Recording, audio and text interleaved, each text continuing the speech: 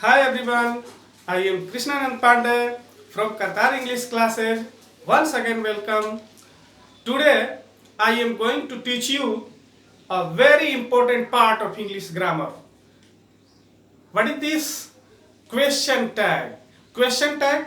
What is question tag? Question tag is a part of English grammar which is very important for every board examination. So look at the board. Today हमने आज बोला है कि आज हम लोग question tag पढ़ने जा रहे हैं। क्वेश्चन टैग जिसको शॉर्ट में हम लोग क्यूटी बोल सकते हैं। क्यूटी, क्यू माने क्वेश्चन, टी माने टैग। क्वेश्चन टैग में बहुत ही सामान्य रूल है, सिंपल रूल है, जिसको हम लोग समझकर अपने क्वेश्चन टैग को बना सकते हैं। और सभी तरह के बोर्ड एग्जाम में ये क्वेश्चन टैग बहुत इंपॉर्टेंट, बहुत जरूरी होता है, आता है। तो क्वेश्चन टैग बनाने के सिंपल से रूल को हम लोग फॉलो करेंगे। तो सबसे पहले रूल में कह रहा है कि पहले सहायक क्रिया हेल्पिंग वर्ब लिखें। दूसरा है यदि वाक्य में नो नोट न हो तो क्वेश्चन टैग बनाते समय नो नोट लगा दें, और यदि वाक्य में नो नोट हो तो क्यूटी, क्यूटी मतलब क्वेश्चन टैग बनाते समय नो नोट नहीं लगेगा। तीसरा और अंतिम रूल है कि अंत में कर्ता, कर्ता का अंग्रेजी क्या होता है? सब्जेक्ट।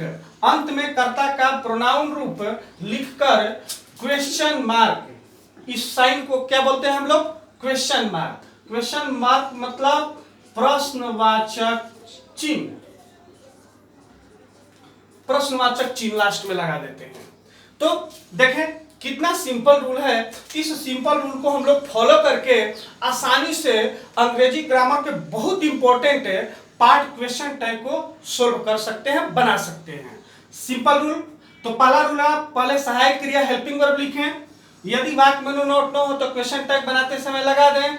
अगर यदि वाक्य में नो नोट हो तो क्वेश्चन टैग बनाते समय नो नोट नहीं लगेगा। अंत में कर्ता का प्रोनाउन रूप लिखकर क्वेश्चन मार्क अर्थात प्रश्नवाचक चिन्ह लगा देंगे। अब नोट में हम लोग थोड़ा सा समझ लेते हैं कि हेल्पिंग वर्ब क्या होता है।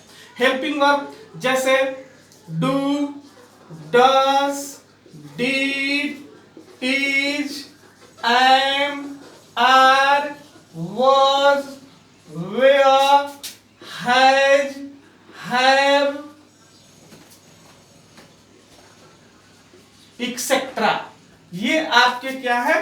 हेल्पिंग वर्ब है। मैंने अभी जितना आपको लिखा है कि do, does, did, is, am, are, were, has, have, etcetera, ये सभी है आपके हेल्पिंग वर्ब। अब लोग हम लोग इसको वाक्य में यूज करके देखते हैं कि कैसे इसे क्वेश्चन टैग में बनाया जा सकता है। तो मान लीजिए आपको एक मैंने वाक्य लिया, जैसे he is playing, he is playing football in the field। देखिए मैंने आप लोगों को एक वाक्य दिया कि he is playing football in the field। अब वाक्य आपका he is playing football होता तो भी क्वेश्चन टैग वैसे ही बनता। he is playing in the field, आपको वाक्य बड़ा से बड़ा कितना हो, क्वेश्चन टैग बहुत ही सिंपल और आसानी से बनाया जा सकता है। अब सेंटेंस को हम लोग देखेंगे, इसमें सबसे पहले हम लोग हेल्पिंग वर्ब को ढूंढेंगे, सहायक क्रिया को ढूंढेंगे, हेल्पिंग वर्ब को। तो बताइए इसमें हेल्पिंग वर्ब क्या है? अभी मैंने नोट में आपको बताया है कि हेल्पिंग वर्ब क्या होता है। बताइए इस वाक्य में हेल्पिंग वर्ब क्या है? तो इस नोट से हम लोग हेल्प लेंगे। हेल्पिंग वर्ब क्या है? तो do, does, did, is, am, are. इसका मतलब इस वाक्य में हम लोग इज लगा है, सब्जेक्ट के बाद जो लगा होता है वो निश्चित रूप से हेल्पिंग वर्ब होता है। तो इसमें इज लगा है तो सबसे पहले हम लोग क्या लगाएंगे? हेल्पिंग वर्ब इस वाक्य में है। इसके बाद दूसरा रूल है कि यदि वाक्य में नो नोट नहीं है, वाक्य में नो नोट है नहीं है, तो नो नोट नहीं है तो हम लोग क्या कर देंगे? नो नोट लगा देंगे। अगर वाक्य में होता नो नोट तो क्वेश्चन टैग बनाते समय नो नोट नहीं लगाते। और अंत में थर्ड रूल है कि कर्ता का प्रोनाउन रूप लिखकर आपका क्वेश्चन टैग बन गया। कर्ता का प्रोनाउन, इसका मतलब अंग्रेजी वाक्य का फर्स्ट वर्ड जो सब्जेक्ट होता है, आपके पिछले वीडियो में मैंने कई बार आपको हिंट किया है कि आपका अंग्रेजी का फर्स्ट वर्ड सब्जेक्ट होता है। तो ये सब्जेक्ट जो करता है, यदि कोई नाम होता तो ये नाउन हो जाता।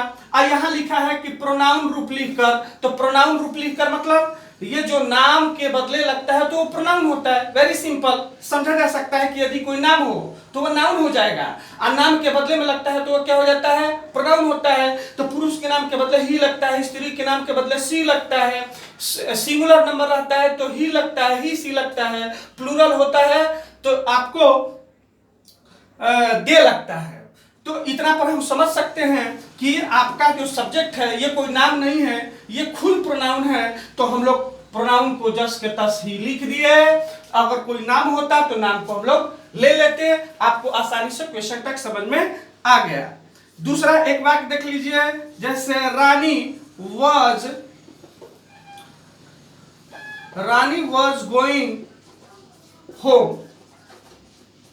अब इसको क्वेश्चन टैग बनाएंगे तो इसमें देखेंगे हेल्पिंग वर्ब क्या है। तो देखिए सब्जेक्ट के बाद आपका जो होता है वो हेल्पिंग वर्ब होता है, तो इसमें हेल्पिंग वर्ब क्या है, वॉज है।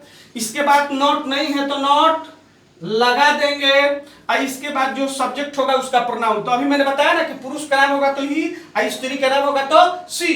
तो रानी इसका मतलब लड़की का नाम है तो इसके बदले क्या लगाएंगे, सी लगाएंगे। यही कर्ता का प्रोनाउन है, आपका क्वेश्चन टैग बन गया। समझ में आ गया होगा। एक और हम लोग देख सकते हैं कि the boy has not done it. आप लोग देख रहे हैं, तो इसको हम लोग देखेंगे कि द बॉय सब्जेक्ट हो गया, इसके बाद जो सब्जेक्ट के बाद लगा वो हेल्पिंग वर्ब हो गया। तो हेल्पिंग वर्ब इसमें क्या है, हैज है।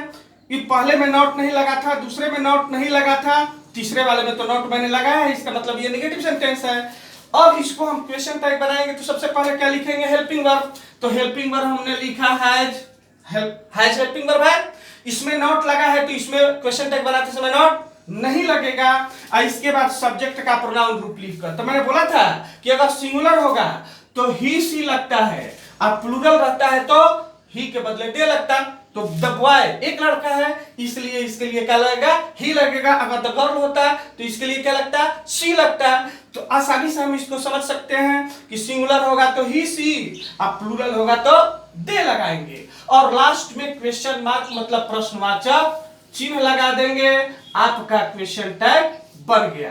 तो देखिए कितना आसानी से हम लोग क्वेश्चन टैग बना सकते हैं, सॉल्व कर सकते हैं, क्योंकि हमारे हर एक बोर्ड एग्जाम में चाहे 10th हो 10+2 हो, सभी तरह के सीनियर और जूनियर सभी प्रकार के स्टैंडर्ड में ये क्वेश्चन टैग बहुत इंपॉर्टेंट है। Question tag very important part of English grammar. So आज की वीडियो में इतना ही। हमको पूरा आशा नहीं, पूरा विश्वास है कि आपको इस वीडियो में क्वेश्चन टैग बहुत अच्छा समझ में आया होगा। आप इसको ज्यादा से ज्यादा प्रैक्टिस करके लाभ उठाएं। Thank you.